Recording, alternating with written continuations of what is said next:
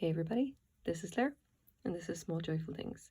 As always, I go to thrift stores or estate sales, or sometimes I buy things from Craigslist, and I'm always looking for things that I find interesting, or that I think you guys might find interesting, or that I think will have a story to tell.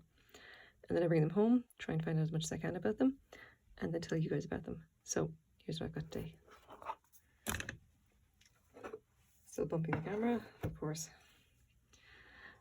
I have this rather amazing plate. It's not very big, and just for the record, it's actually a decorative plate. You can tell by the little hanger there.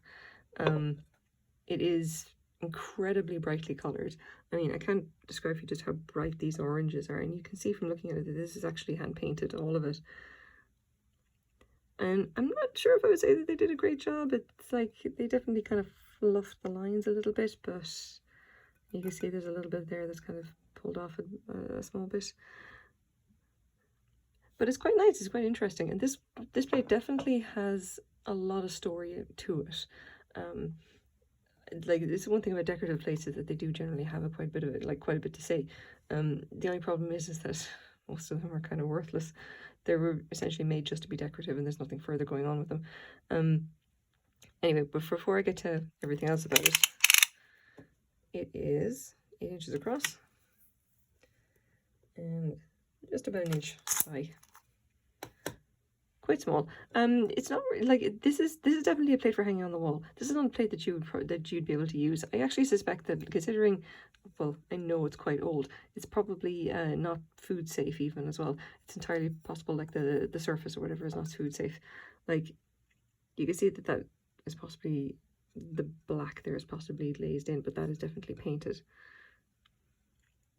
You can just about see there. So what can we actually say about it? Now, I got this in a thrift store for $3. There were actually a number of plates very similar to this. This is the one that I decided I was going to take, and I left the rest of them. All of the plates in question were all decorative plates, and they were all in some way related to the Netherlands. They were all Dutch. So what you've got here, you can see obviously the crown. This is probably something, the big W, this is probably something to do with the monarch, and these truly weird looking designs. But if we turn it over, it has an inscription in Dutch. Het verhult Amsterdam aan Zinja Kinderen in Hulingen 1896. And I probably really butchered that, and again, I'm really sorry, but we do have a mark which is fantastic. Petrus Regout Co, Maastricht. Very interesting. So again, didn't buy it for much, but what is actually going on with it? And more importantly, does that mark 1898, does that actually mean anything? What can we say about that? Now here's the thing. Commemorative plates is not something that I generally look at in thrift stores. Do I ever pick them up?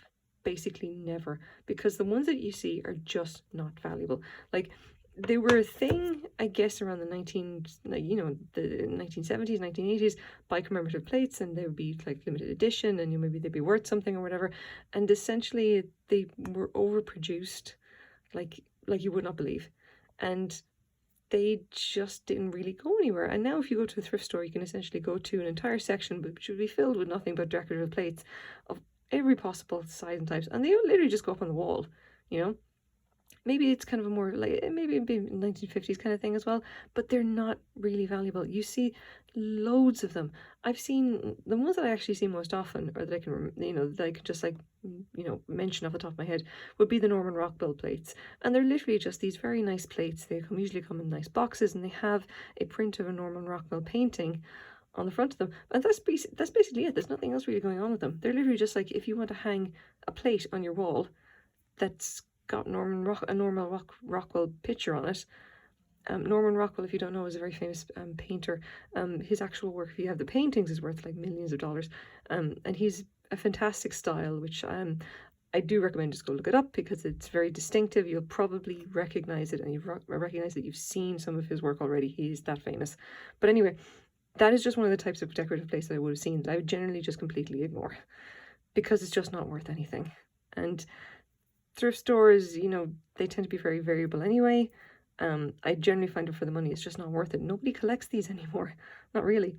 So why did I get this one? Well, basically, I turned it over, I saw the 1898 and I thought, you know, this seems a bit weird. And then I was looking at it and I noticed that all the orange is all hand painted. It seems quite old, but it's in very good condition.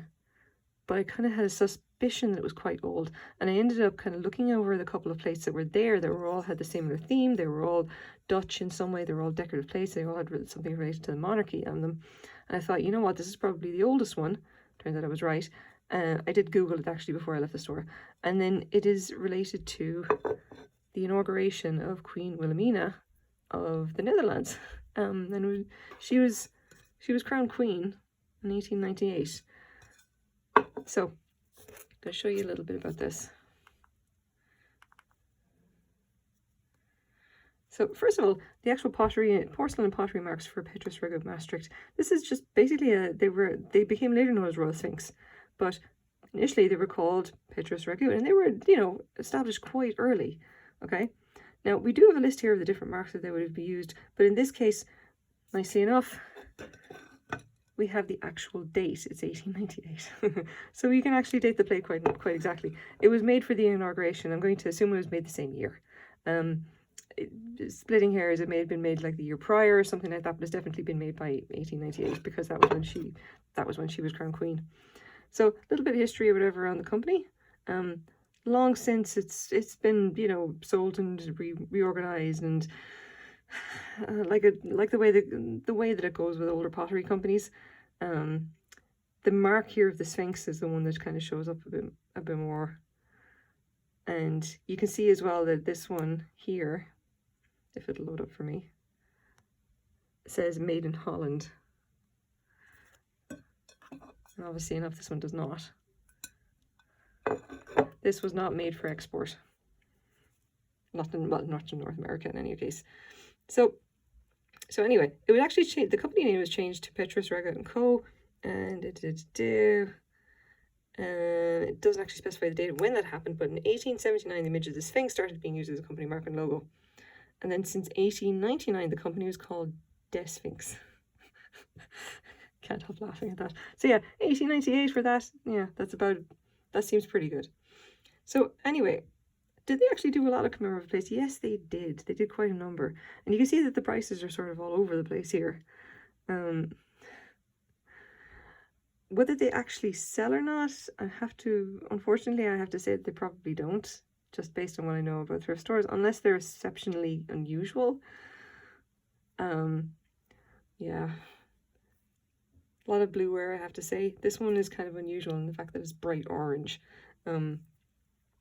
I did take a quick look at some of the other decorative plates or whatever. There was a quick Google search on basically on the other plates that were in the same kind of set, and they were essentially the same thing. They're another commemorative plates related to the Dutch royal family, but there wasn't really a whole lot of value there per se. So just basically take this again. Gotta warn you, if you're going to take a look at decorative plates and possibly look at like buying them, unless you're actually a collector, if you're thinking about buying them for resale, for God's sake, Google them first, because most of them are just not really worth anything.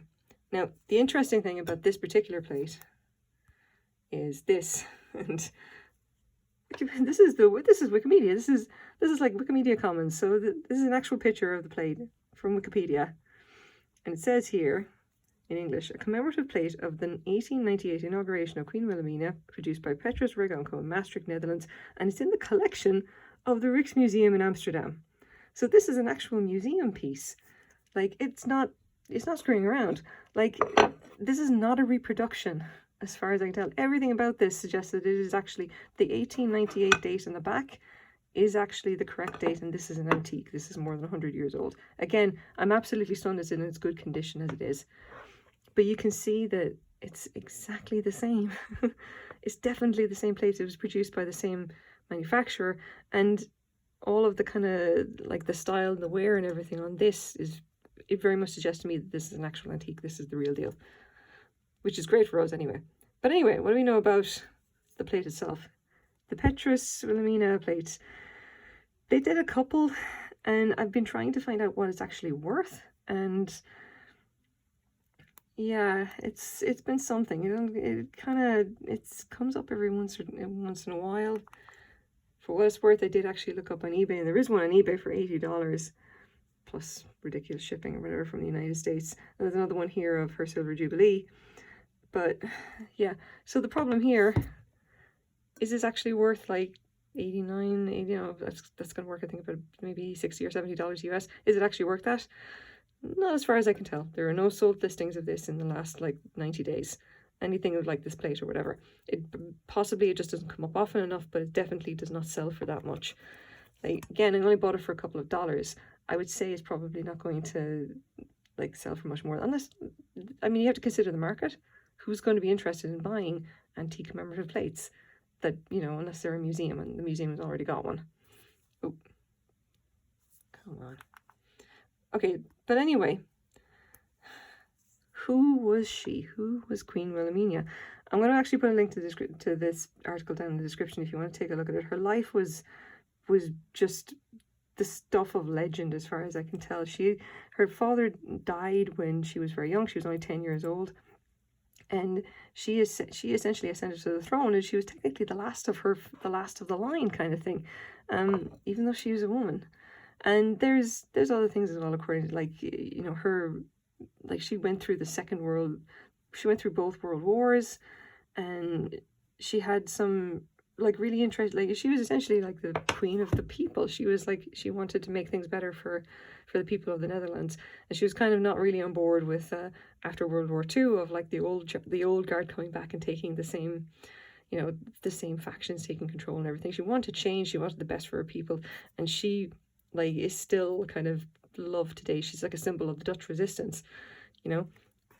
There's just, it's amazing what she actually went through. And the one thing that really stood out to me is that she had multiple miscarriages, and I feel so bad for her. That must have been so hard. She did have one daughter, Juliana, who became queen after she did.